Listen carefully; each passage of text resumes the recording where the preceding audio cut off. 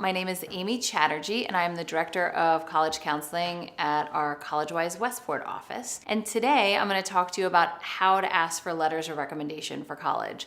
We're going to cover who, what, and when to ask for those very important letters. As a previous high school guidance counselor who wrote hundreds and hundreds of letters of recommendation, I can tell you how important it is to establish a relationship with your teachers and guidance counselors early in your high school career.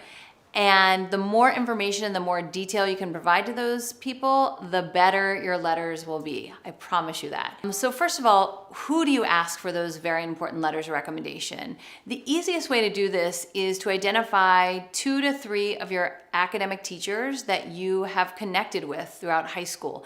I think these are junior year teachers. Colleges do not want to see anything from your freshman English teacher. So a more recent teacher in the 11th grade year who can really speak to your participation in the classroom and hopefully your love of learning in their classroom. It doesn't necessarily have to be the teacher that you have the highest grade in, but the teacher who has a personal connection with you.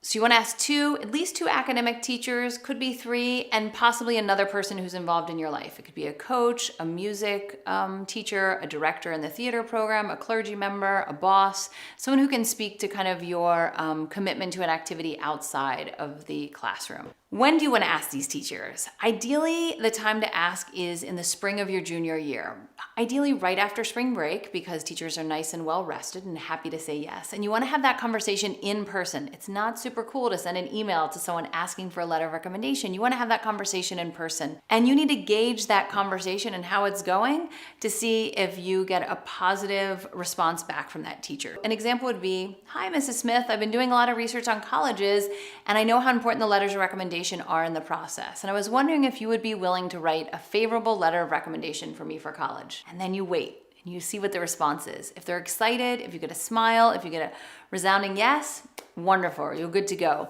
If you get a little bit more of a reserved response, you might want to ask another teacher.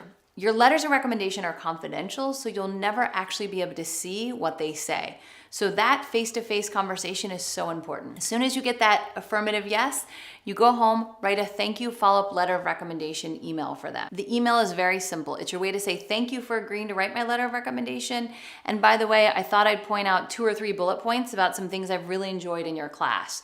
It could be a project you've worked on, a super cool paper that you wrote, or even a really interesting book that you read, an idea that you might have changed your mind about while in that class. But give those specific examples in that thank you email to your teacher.